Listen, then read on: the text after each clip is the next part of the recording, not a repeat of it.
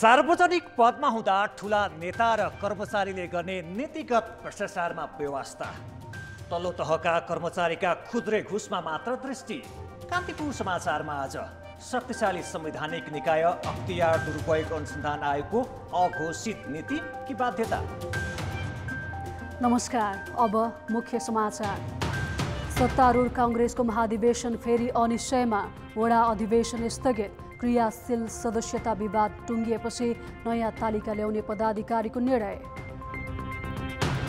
अख्तियारले नेता र उच्च प्रशासकका भ्रष्टाचारमा हात हाल्नै सकेन। वर्षभर अकुत सम्पत्तिका जम्मा 2 मुद्दा। आफै घुस दिएर पक्रन सर्वोच्चले रोकेपछि कारबाही पनि घट्यो। कोरोना संक्रमण 42 दिन यताकै उच्च। 2300 संक्रमित थपिए, 16 को मृत्यु। महामारीको जोखिम बेवास्ता गरी राजनीतिक दलहरू शक्ति प्रदर्शनमा। 3 महिनापछि लामो दूरीका यातायात चलाउन दिए पनि यात्रु नगण्य। बढाएको भाडा लिए यात्रु नै नपाउने व्यवसायीको चिन्ता। र ओलम्पिकमा 11 स्वर्ण पदकको छिनोफानो। 3 स्वर्णसहित चीन शीर्ष स्थानमा। 27 मुलुकले पदकको खाता खोले।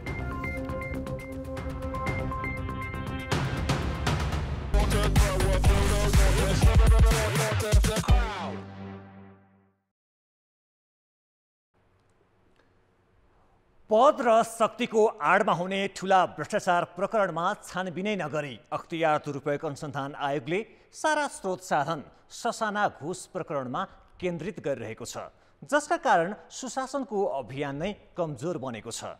गएको 1 वर्षमा अकुत सम्पत्ति आर्जन गरेको अभियोगमा 2वटा मात्र मुद्दा अदालतमा लगिनुले यस शक्तिशाली संवैधानिक निकाय आफ्नो मूल प्राथमिकताबाटै विचलित भएको प्रस्ट्याउँछ। अख्तियारले गएको वर्ष जम्मा 96वटा भ्रष्टाचार मुद्दा विशेष अदालतमा दायर गरेको छ। तीमध्ये 65वटा घुस सम्बन्धी छन्। घुस लिएको भनेर चलाउने मुद्दामा अख्तियारले नै सेवाग्राही मार्फत छद्म रूपले घुस रकम उपलब्ध गराएर सरकारी कर्मचारी तथा अन्य पदाधिकारीलाई रङ्गेहात पक्रने गर्छ। यस्ता मुद्दा अघिल्लो वर्ष झन् बढी थिए। त्यस वर्ष अख्तियारले दायर गरेका 441 मुद्दा मध्ये 205वटा घुस सम्बन्धी थिए। मुद्दा संख्याको हिसाबले अख्तियारको सबैभन्दा बढी समय र स्रोत साधन यसैमा खर्च भएको देखिन्छ। तर यस्ता मुद्दामा पक्राउ पर्ने एकाध सहसचिव स्तरका कर्मचारी छन् भने अधिकांश त सुब्बा, खरदार, अधिकृत, प्रहरी जवान, हवलदार र निरीक्षकसम्म छन्। न्यूनतम 5000 रुपियाँको घुस भनिएको रकम बरामद गरिएको छ। औसत हिसाब गर्दा एउटा मुद्दामा सरदर 3 लाख बिगो कायम गरेको देखिन्छ। सर्वोच्च अदालतले यसरी आफै छद्म रूपमा घुस रकम उपलब्ध गराएर रङ्गेहात पक्राउ गर्न नपाउने आदेश गरेपछि अख्तियारले काम गरेको देखाउने मुख्य क्षेत्र नै सङ्कुचित भएको छ। अख्तियार दुरुपयोग अनुसन्धान आयोगले अब चाहिँ अनुमानको भरमा अथवा चाहिँ यो पदमा बसेको कारणले यसले कमायो कि भनेर अनुमानको आधारमा चाहिँ हामीले काम गर्दैनौँ। हामीले तथ्य र प्रमाणको आधारमा मात्रै काम गर्छौँ। तथ्य प्रमाणबाट देखिने विषयहरूमा मात्रै काम गर्छौँ। भनेपछि हामीले दुईटा, एउटा चाहिँ उजुरी लिएर अथवा चाहिँ हामीले चाहिँ अब उजुरीका विभिन्न माध्यमहरू चाहिँ बनाएका छौँ, अथवा हामीले पत्रपत्रिकामा आएका समाचारहरू अथवा चाहिँ होइन यी विभिन्न मिडियामा आएका कुराहरूलाई पनि उजुरीको स्रोतको रूपमा लिन्छौँ। त्यस्ता विभिन्न स्रोतबाट आएका उजुरीहरूको माध्यममा एउटा गर्छौँ भने अर्को चाहिँ हाम्रो आफ्नो चाहिँ संयन्त्रहरूबाट पनि हामीले निगरानी गरिरहेका हुन्छौँ। तल्लो तहका कर्मचारीले लिने खुद्रे घुसमा धेरै स्रोत साधन खर्च गर्ने अख्तियारले ठूला र शक्तिशाली व्यक्तिले गर्ने नीतिगत भ्रष्टाचारमा भने हात हाल्न सकेको छैन। राजनीतिक नेता तथा उच्च प्रशासकहरूले भाँति मिलाएर गर्ने ठूला भ्रष्टाचारमा घुस रकम नै बरामद गर्न कठिन हुन्छ। त्यसैले उनीहरूको आम्दानी र कारोबारको वैधता जाँचेर वैध स्रोत नखुलेको सम्पत्तिलाई भ्रष्टाचारबाट कमाएको ठहर गरी अख्तियारले मुद्दा चलाउन पाउने कानुन छ। सबैभन्दा बढी स्रोत साधन यसैमा लगाउनु पर्ने अख्तियारले गत वर्ष जम्मा 2वटा मात्र अकुत सम्पत्ति सम्बन्धी मुद्दा चलाएको छ। सार्वजनिक निकायका पदाधिकारीले गरेका चाहिँ नि अब चतुर रूपमा चाहिँ ठुला ठुला भ्रष्टाचारको केसहरू होला। यसमा चाहिँ सूक्ष्मपूर्वक सक्षम अथवा चाहिँ एउटा साह्रै गहिरो दृष्टिकोण राखेर यसलाई अनुसन्धान गरेर कारबाही अगाडि बढाउन सक्ने ठाउँहरू त छ। अब हामीले भन्दाखेरि अख्तियारबाट अब किन भएन अथवा चाहिँ किन गर्न सकेन भनेर भन्दा हाम्रो क्वेसन मार्क मात्रै हुने भयो। अख्तियारका पदाधिकारीले राजनीतिक नियुक्तिको सोचभन्दा माथि उठेर आफ्नो दायित्व पूरा गर्न नसक्दा पनि स्वतन्त्र र शक्तिशाली संवैधानिक निकायको मारक क्षमता देखिन सकेको छैन। आफ्नो दायित्व को प्रति हो त भन्दाखेरि ऊ चाहिँ संविधानप्रति र संविधान मार्फत चाहिँ जनताप्रति जवाबदेही हुनुपर्ने हो। तर ऊ के भयो भने सत्तासीनहरूप्रति, शक्तिशाली व्यक्तिहरूप्रति भएको स्थिति भयो। अघि मैले भने नि राजनीतिक भ्रष्टाचार राजनीतिज्ञहरूले गर्छन् हैन। उनीहरूलाई जब कारबाही गर्नु पर्यो भनेदेखिलाई अख्तियार चाहिँ ले खुट्टा राम्रोसँग टेक्न नसकेको चाहिँ अहिलेसम्मको चाहिँ स्थिति हो। यतिसम्म देखियो कि चाहिँ प्रधानमन्त्रीबाट सहमति लिएर बल्ल चाहिँ पोलिटिसियनहरूमाथि चाहिँ मुद्दा चलाउने अवस्था पनि चाहिँ देखियो। सार्वजनिक पदमा पुगेका हरेक नेता, उच्च प्रशासक तथा विवादित पदाधिकारीको सम्पत्ति छानबिन गर्न नसक्ने हो भने अख्तियारलाई दिएको संवैधानिक अधिकार, हैसियत र स्रोत साधनको कुनै औचित्य रहने छैन। कान्तिपुर समाचारका लागि क्यामेरामा विनोद कोजु र श्याम श्रेष्ठका साथ सुबिन्द्र श्रेष्ठ, काठमाडौँ।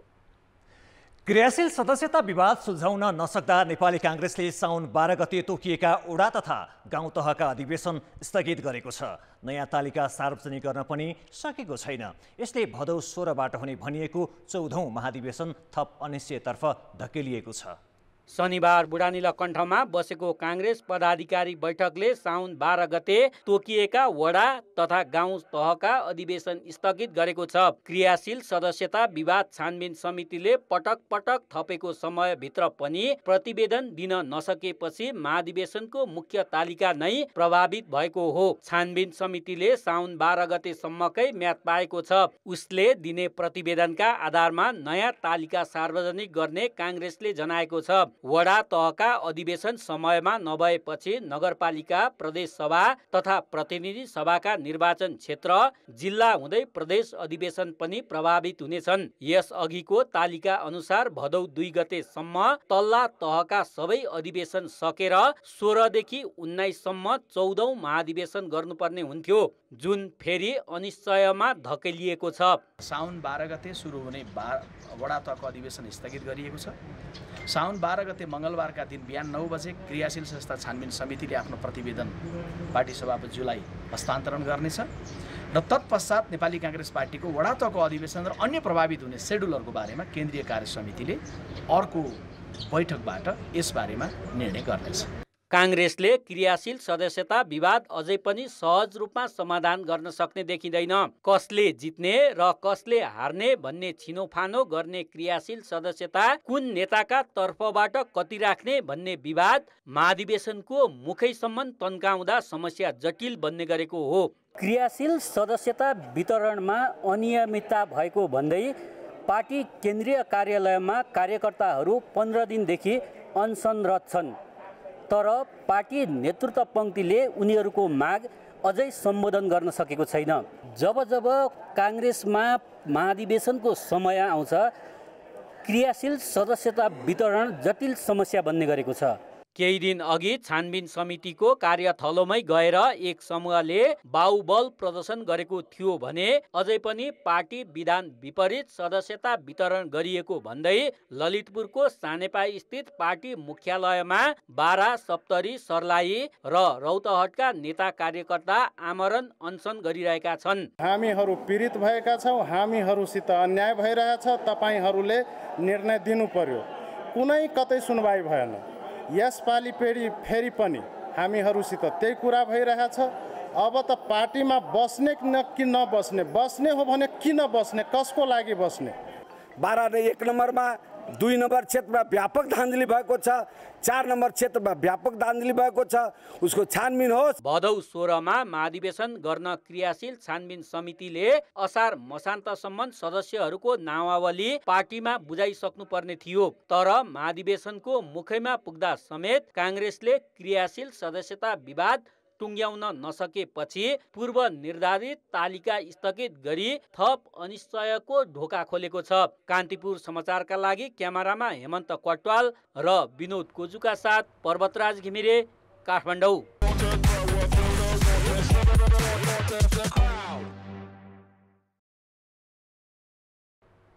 नेकपा माओवादी केन्द्रका अध्यक्ष पुष्पकमल दाहालले सत्ता गठबन्धन टुटाउन ठूलो कसरत भइरहेको दावी गरेका छन्।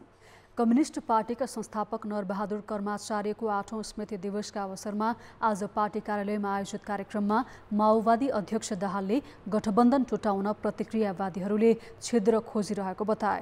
गठबन्धनभित्र झगडा पार्न अहिले अमेरिकासँगको एमसिसी सम्झौतालाई अगाडि सारिएको उनको भनाइ थियो। कहीँ नेताहरूभित्र कहीँ छिद्र छ कि काङ्ग्रेस र कम्युनिस्ट बनाउन सकिने हो कि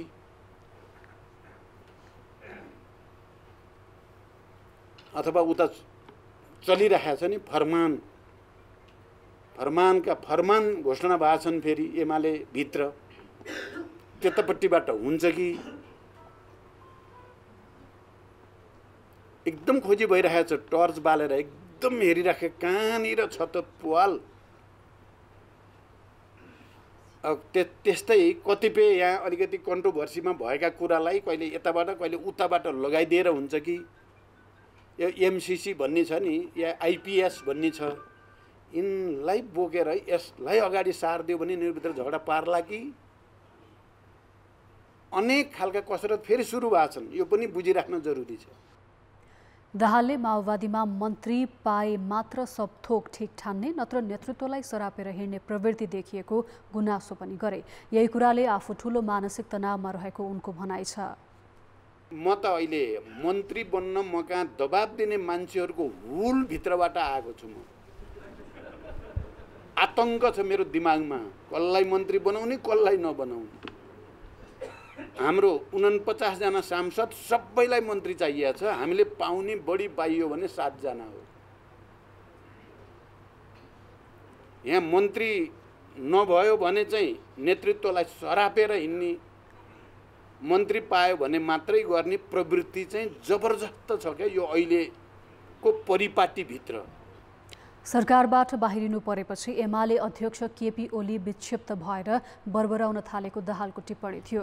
ओलीलाई उनका विश्वासपात्रहरूले नै अब साथ नदिने दावी पनि उनले गरेका थिए। पछिल्लो 1.5 वर्षदेखिको महामारीका कारण धेरै उद्योग व्यवसायदेखि आम नागरिकका दैनिकी अस्तव्यस्त भएका छन्। महामारीबाट जोगिँदै जीविका सहज बनाउन अनेक प्रयास भइरहेका छन्। तर यस्तो समयमा पनि राजनैतिक दलका गतिविधि भने उही पुरानै शैलीका छन्। सडकमा अनावश्यक भिड जम्मा गरेर शक्ति, दम्भ र आडम्बर प्रदर्शन गर्नमै राजनैतिक नेतृत्व रमाइरहेको छ। शनिबार दिउँसो काठमाडौँमा नेकपा एमाले निकट युथ फोर्सले ठुलै भिड सडकमा जम्मा गरेको थियो। अध्यक्ष केपी ओलीले सम्बोधन गर्ने भन्दै आयोजना गरिएको कार्यक्रममा उनी त सहभागी भएनन्, तर सडकको तामझाम भने हेर्न लायक थियो। सडकमा देखिएको यो ताती बानेश्वर स्थित एक पार्टी प्यालेसमा गएर सभामा परिणत भएको थियो। यसअघि प्रधानमन्त्रीबाट पदमुक्त भएका ओलीले बालकोट घर सर्दा सयौंको संख्यामा गाडी र मोटरसाइकल सहितका कार्यकर्ताको लाइन लागेको थियो। उता एमालेकै माधव नेपाल समूहले अखिल फोर्सदेखि युथ भोलिन्टियर गठनका नाममा उस्तै भिडभाडपूर्ण गतिविधि गरिरहेको छ। नेपाली कांग्रेस त झन् महाधिवेशनको चटारोमा रहेकाले कार्यकर्ता भेला र सभा सामान्य भइसकेका छन्। माओवादीले पनि सकेका राजनीतिक गतिविधि गरिरहेकै छ। यी हरेक दल र नेताले कति धेरै मान्छे भेला पार्ने, कति धेरै तामझाम देखाउने भन्ने अप्रत्यक्ष होड नै देखाइरहेका छन्। उनीहरूका क्रियाकलापमा न कुनै रचनात्मकता छ, न त समयको संवेदनशीलता नै। यी भिडभाडपूर्ण गतिविधि महामारी फैलाउन र मुलुकलाई अझ कठिन अवस्थातिर धकेल्न उद्यत छन्। राजनीतिक दल भने देशको एकदमै महत्त्वपूर्ण जिम्मेवार एउटा निकाय हो। त्यसैले राजनीतिक दलबाट यो प्रकार गैर जिम्मेवार प्रकारको व्यवहार हुनु चाहिँ एकदम दुःखद कुरा हो। त्यसकारण हाम्रो अनुरोध चाहिँ अब योभन्दा अगाडि दोस्रो भेरिएन्टको अवस्थामा पनि दोस्रो संक्रमण दोस्रो लहरको भन्दा अगाडि पनि थुप्रै प्रकारको देशमा राजनीतिक गतिविधिहरू भए जसले हामी भन्न सक्छौँ जसले दोस्रो लहर आउनलाई एकदमै योगदान गर्यो भन्ने हामीलाई लाग्छ। अब अहिले जुन प्रकारको गतिविधि राजनीतिक दलहरूबाट भइरहेको छ यो चाहिँ अत्यन्तै गैर जिम्मेवार हो भन्ने लाग्छ।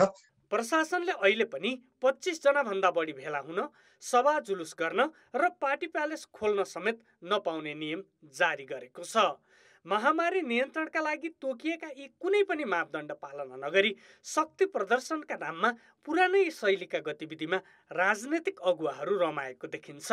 यी गतिविधि देशको आवश्यकता के हो, जनताका अप्ठ्यारा के छन् भन्ने भन्दा पनि दलहरूले बाहुबलकै प्रयोग गरेर भए पनि राजनीतिमा उपस्थिति देखाउनुपर्छ भन्ने मानसिकताबाट प्रेरित देखिन्छन्। यो राजनीतिको संस्कार नसुध्रिनुमा समस्या जताततै छ। प्रमुख समस्या त राजनीतिक दलको नेतृत्वमा नै छ। उनीहरू त जति वर्ष बित्दै गयो त्यतै झन् बढी पछाडि फर्केको जस्तो। अनि नागरिक समाज, बौद्धिक समुदाय, जनताको तहबाट पनि हुनुपर्ने दबाब कम भएको जस्तो देखिन्छ। तर मुख्य यसको लागि दोषी राजनीतिक दल नै छन्।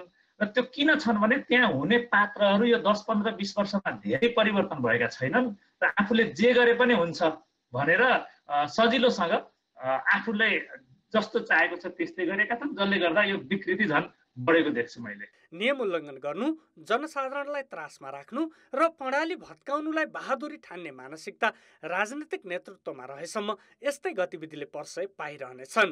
कान्तिपुर समाचारका लागि क्यामेरामा रूपक कोइरालाका साथ बाबुराम तिमिल सिन्हा र दीपक आचार्य, काठमाडौँ।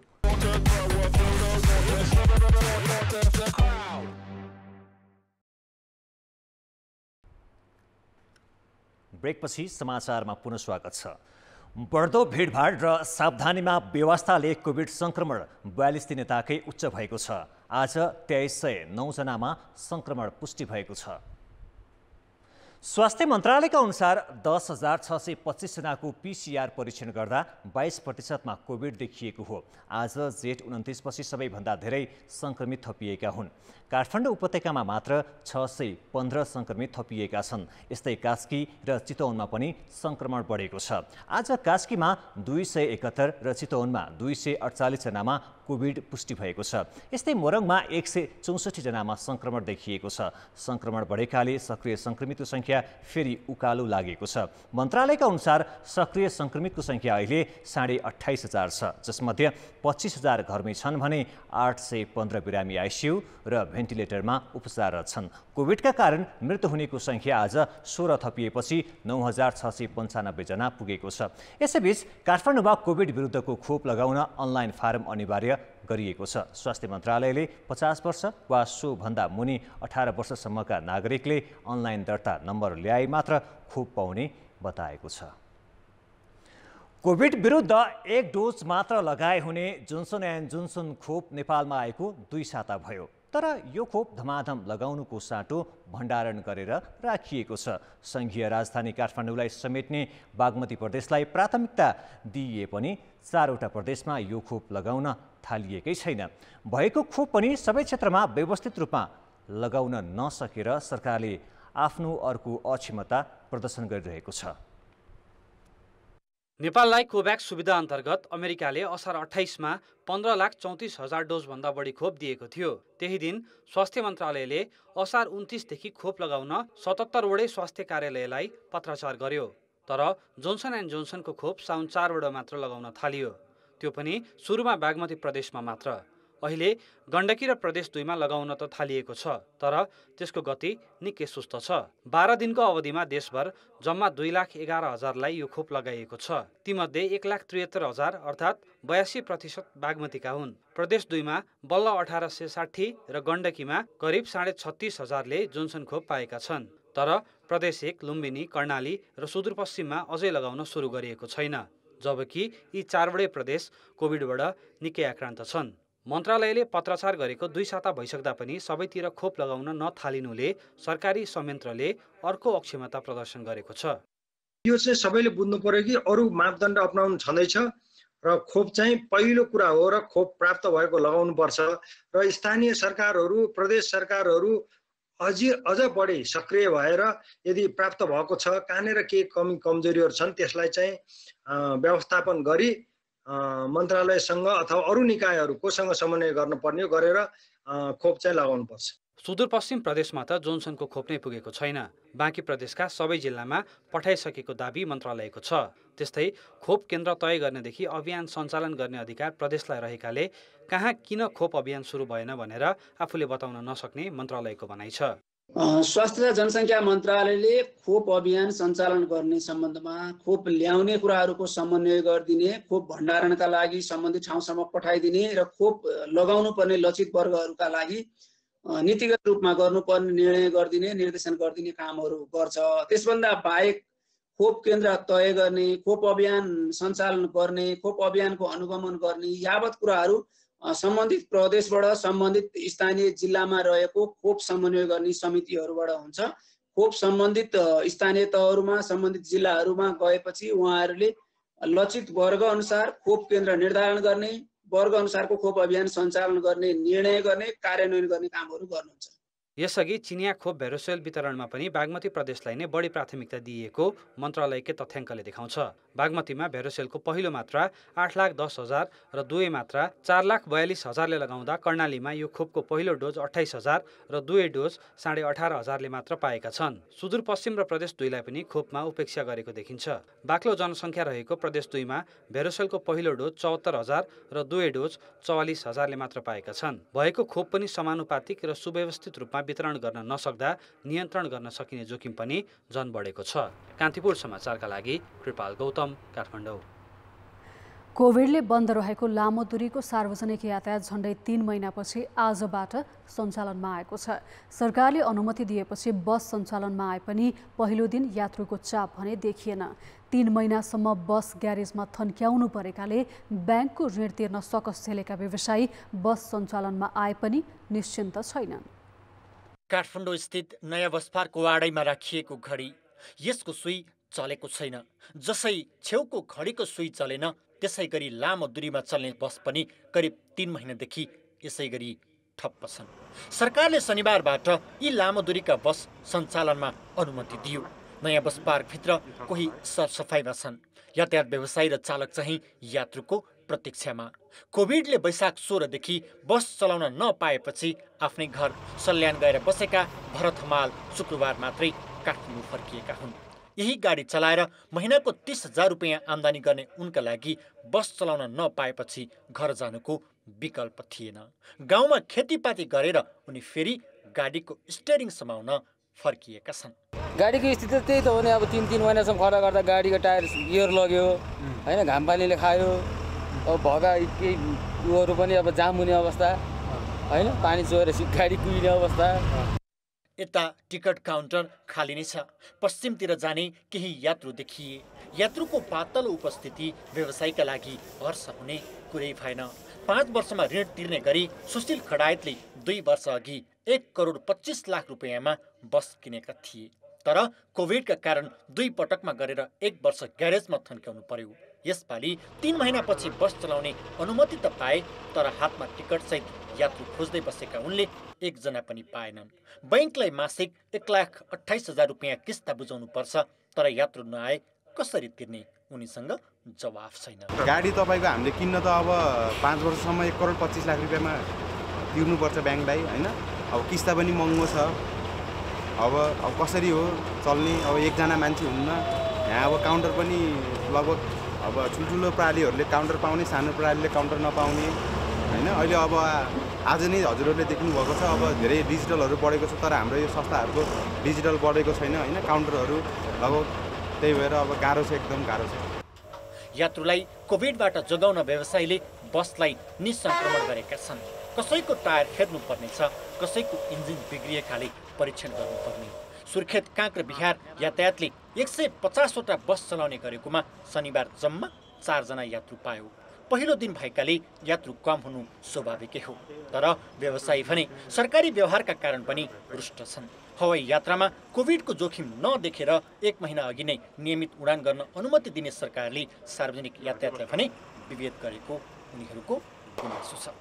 यातायात खोले पनि न त सार्वजनिक सवारी साधन यो यात्रुहरूको चाप बढेको देख्न सकिन्छ, न त यातायात व्यवसायीहरू नै खुसी छन्।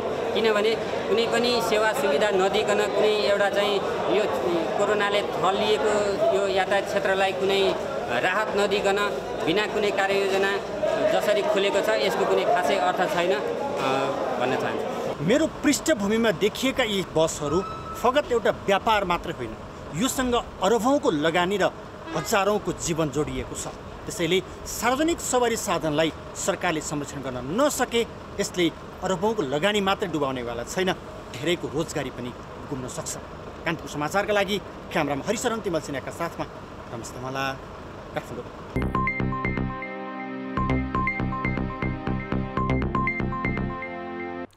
काठमाडौँ महानगरभित्र 1400 किलोमिटर सडक छ, जसमध्ये 1200 किलोमिटर सडक महानगरको क्षेत्राधिकारभित्र पर्छ। अधिकांश भित्री सडक खाल्डाखुल्डीका कारण हिँडिन नसक्नु छन्। त्यति मात्र होइन, मर्मतमा बेवास्ताले ती सडकमा दुर्घटना समेत भइरहेको छ। तर महानगर भने थाहा नपाए झैँ गरी बसेको छ। यो काठमाडौँको थापाथली स्थित प्रसुति गृह अगाडिको सडक हो। यहाँ गर्भवती महिला, बिरामी र स्वास्थ्य कर्मीको बाक्लो ओहोर दोहोर भइरहन्छ। न सवारी साधन चलाउन मिल्छ, न त पैदललाई हिँड्न नै सहज छ। एक साता अघि 2 जना गर्भवती महिला लड्न पुगे। सामान्य वर्षा हुँदा पनि सडक हिलाम्य हुन्छ। घाम लागेका बेला धुलोको कुहिरी मण्डल हुन्छ। तर झन्डै 1 वर्ष हुन लाग्दा पनि सडक मर्मत गरिएको छैन।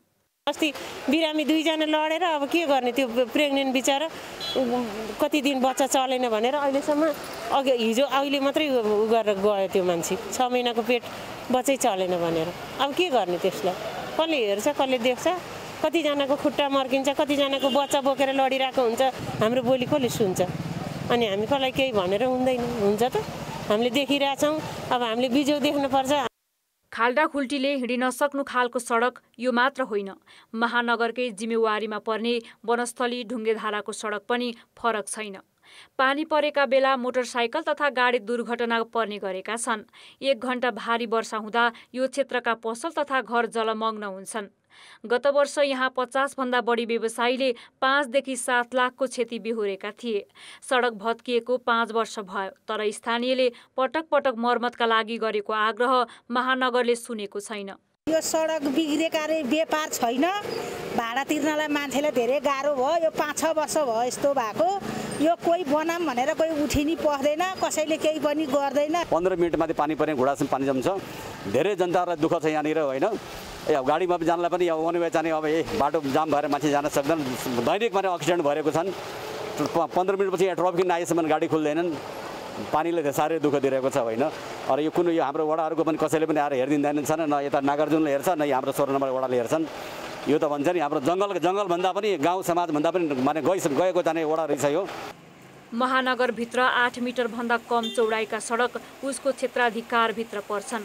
उसले खाल्डाखुल्डी पुनः र स्तरोन्नतिका नाममा वार्षिक 10 करोड रुपैयाँ भन्दा बढी रकम छुट्याउने गरेको छ। तर अधिकांश सडक खाल्डाखुल्डीकै कारण हिँड्न नसक्नु खालका हुनुले उसले त्यो रकम कहाँ खर्च गरिरहेको छ भन्ने प्रश्न उठेको छ। कहीँ चाहिँ के भन्दा हामीले पिच गर्यौँ, खानेपानीको समस्याले खनिन्छ, ढलको समस्याले खनिन्छ, होइन? त्यो भएको कारणले चाहिँ अहिले महानगरले चाहिँ सबै चाहिँ के भन्दा महानगरसँग समन्वय गरेर काम गर्नुपर्छ भनिरहेछौँ। जहाँसम्म लाग्छ पहिला जस्तो त्यति समस्या चाहिँ छैन। कहीँ समस्या होला, होइन? अझ बाँकी छ कहीँ गर्नुपर्ने। अब यो आर्थिक वर्षमा हामी करिब चाहिँ हाम्रो महानगरभित्रका सबै सडकहरू, हामीले मुख्य सडकहरू हामी चाहिँ अब सम्पन्न हामी गर्छौँ। सडकको मर्मत सम्हार नियमित काम हो। भित्री सडकको अहिलेको दुरावस्थाले महानगर आफ्नो जिम्मेवारीमा नराम्रोसँग चुकेको देखाएको छ। कान्तिपुर समाचारका लागि क्यामेरामा विकास जोशी र हेमन्त कटुवालका साथ अञ्जना लामिछाने, काठमाडौँ। अब जनमतको अन्तिम परिणाम। जनमतमा हिजो हाम्रो प्रश्न थियो, बढ्दो महामारीकै बीच लामो दूरीका गाडी चलाउन दिने निर्णयलाई के भन्नुहुन्छ? ए बाध्यताको कदम, बी जोखिमलाई बढावा र सी सावधानीमा जोड देऊ। जनमतको अन्तिम परिणाम यस्तो छ, ए बाध्यताको कदममा 37%, बी जोखिमलाई बढावामा 24% र सी सावधानीमा जोड देऊमा 39%। अब जनमतमा आजको प्रश्न। जनमत हाम्रो प्रश्न छ, अख्तियारले ठूला नेता र प्रशासकहरूको सम्पत्ति छानबिन गरी भ्रष्टाचार मुद्दा चलाउन किन नसकेको होला? ए अनुसन्धानमा जटिलता, बी शक्तिको प्रभाव र सी प्राथमिकता अर्कै। जनमतको अन्तिम परिणाम भोलि साँझ 8 बजेको कान्तिपुर समाचारमा प्रसारण गर्नेछौँ। कृपया NEWS news space A, B वा C टाइप गरी 34001मा SMS गरी आफ्नो मत व्यक्त गर्नुहोला। अब जनताको आवाज स्थानीय सरकारले धम्माधम वार्षिक नीति कार्यक्रमसहित बजेट ल्याइरहेका छन्। यसै सन्दर्भमा हामीले बाँकेका स्थानीय तहका जनप्रतिनिधि र नागरिकलाई सोधेका छौँ। स्थानीय तहले ल्याएका नीति कार्यक्रम र योजना कस्ता छन्? जनताको आवाज। अब अवधि हाम्रो सकिन लाग्यो, एउटा मन्दिरको लागि सुरुवात गरौँ भन्दाखेरि पनि मन्दिरको लागि पैसा बजेट हुँदैन भन्ने कुरा भनि पाए। खजुरा गाउँपालिकाभित्र भएका विकास निर्माणका कामबाट यहाँका बासिन्दाहरू, यहाँका नागरिकहरू सन्तोष नै छन् भन्ने मलाई लाग्छ समग्रमा हेर्दाखेरि। बाल बालिका अनि अपाङ्ग, ज्येष्ठ नागरिक अनि एकल महिला र पिछडेका वर्गहरूलाई पनि कार्यक्रम भइराखेको छ। राम्रो छ कार्यक्रम। कर्मचारी तन्त्र नेपालमा हाबी नै छ हैन। अब यहाँ चाहिँ अब हाम्रो चाहिँ अब हामीले भनेका कामहरू तुरुन्त गर्नुपर्ने काम पनि उनीहरूले गर्दाखेरि यता कुनै कारण देखाएर, प्राविधिक कारणहरू देखाएर पनि ढिलो गरिदिन्छन्। घरेलु हिंसामा परेका महिलाहरूको लागि अक्षय कोषको व्यवस्था गर्नुपर्छ भन्ने कुराहरू बारम्बार राखिरहेको छु र त्यो चाहिँ नहुँदाखेरि अलिकति चाहिँ भनौँ त्यस्तो असहज भएको छ। बजेटको अभावको कारणले, समय परिस्थितिले, यो अहिले यो महामारी कोभिडको कारणले पनि हामीलाई काम गर्न अलि असजिलो बनाएको कारणले अप्ठ्यारो चाहिँ हामीलाई भएको हो। चुनावकै बेलामा पनि हामीहरूले आफ्ना अब यो गर्छौँ ऊ गर्छौँ भन्दै हिँडेका थियौँ त्यति बेला, र अब ती पुरा गर्नलाई हामीलाई एकदम गाह्रो छ।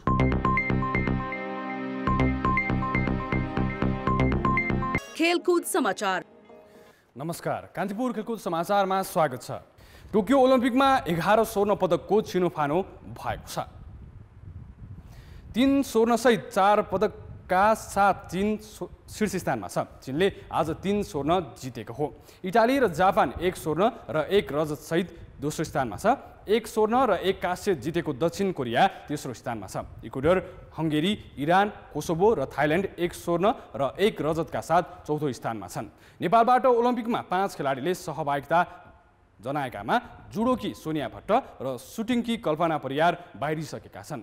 पौडीकी गौरिका सिंह र एलेक्स शाह तथा एथलेटिक्सकी सरस्वती चौधरीले प्रतिस्पर्धा गर्न बाँकी रहेको छ। गौरिकाले मङ्गलबार र एलेक्सले बुधबार खेल्नेछन्। त्यस्तै सरस्वतीले शुक्रबार प्रतिस्पर्धा गर्ने तालिका रहेको छ। कान्तिपुर खेलकुद समाचार अहिलेलाई यति नै। अब मौसम सम्बन्धी जानकारी।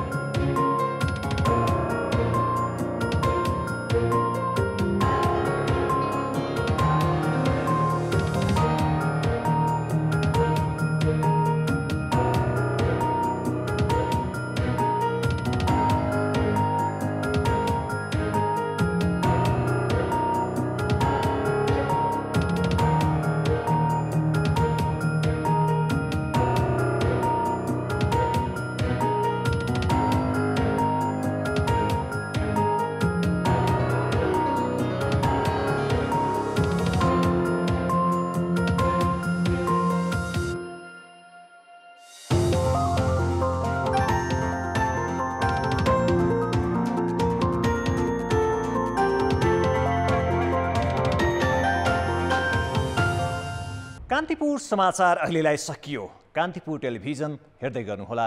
नमस्ते।